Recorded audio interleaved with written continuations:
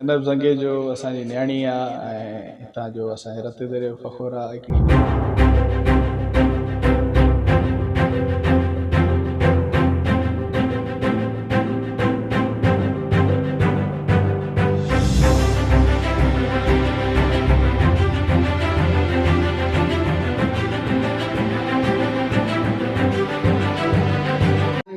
पंजनि महीननि खां ई मसइलो हले पियो ज़ैनब ज़ंगे जो वारनि जो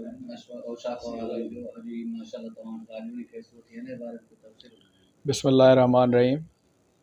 बिल्कुलु ज़ैनब ज़ंगे जो असांजी न्याणी आहे ऐं हितां जो असांजे रते दरे जो फ़ख़ुरु आहे हिकिड़ी न्याणी आहे जेको पंहिंजे बलबूते ते उतां अवां ॾिठो हूंदो त तालीम हासिलु करण जे लाइ ॿाराड़ीअ खां निकिरी ऐं शहर में अचे थी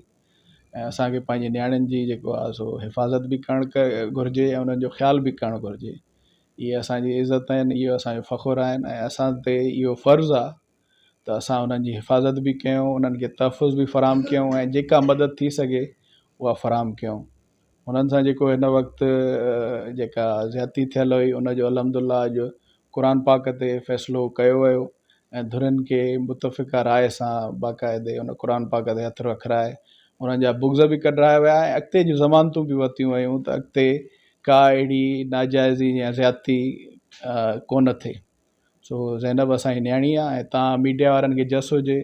जेका अव्हांजी टीम आहे उन्हनि बाक़ाइदे हिन इशू खे हाईलाइट कयो ऐं मां तव्हांखे इहा ज़रूरु रिक्वेस्ट कंदुमि त अहिड़ा जेके बर्निंग इशूज़ हुजनि जेके उन्हनि खे तव्हां ज़रूरु हाईलाइट कयो, छो त अॼु दौरु हिकिड़ो सोशल मीडिया जो दौरु आहे ऐं इन मीडिया जे ज़रिए माण्हू जर जंग ते पैगाम पहुचाए थो हर हिक ताईं उहो जेको आहे इज़हार जी आज़ादी जंहिंखे चऊं था असां त इज़हार जी आज़ादी इहा ई आहे त उन में कंहिं ज़ात पात कंहिं रंग नसल ऐं कंहिं फ़िरके मज़हब कंहिंजी बि क़ैद न हुजे ऐं जे इंसानियत जे नाते जिथे बि तव्हां पंहिंजो आवाज़ु पहुचाए सघो उते पहुचायो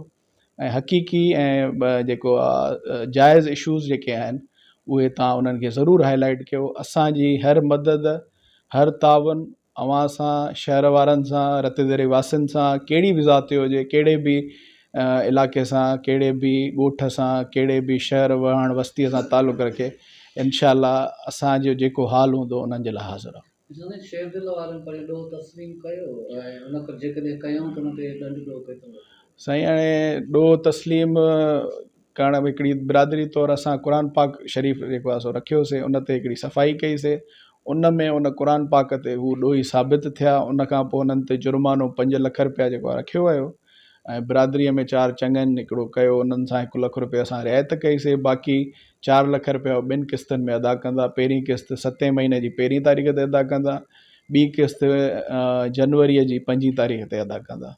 उहो कयोसीं। अॻिते कंहिंसां अॻिराई कई कंहिं का ज़्यादती थी नाजाइज़ी थी त उन जे मथां पोइ 5 लखनि जो 5 गुणा माना 25 लख रुपया जुर्मानो रखियो वियो आहे। इहो पाबंद बि कयो वियो आहे ऐं ॿिन्हिनि धुरनि खां ज़ामिन ज़िम्मेवार बि वरिता विया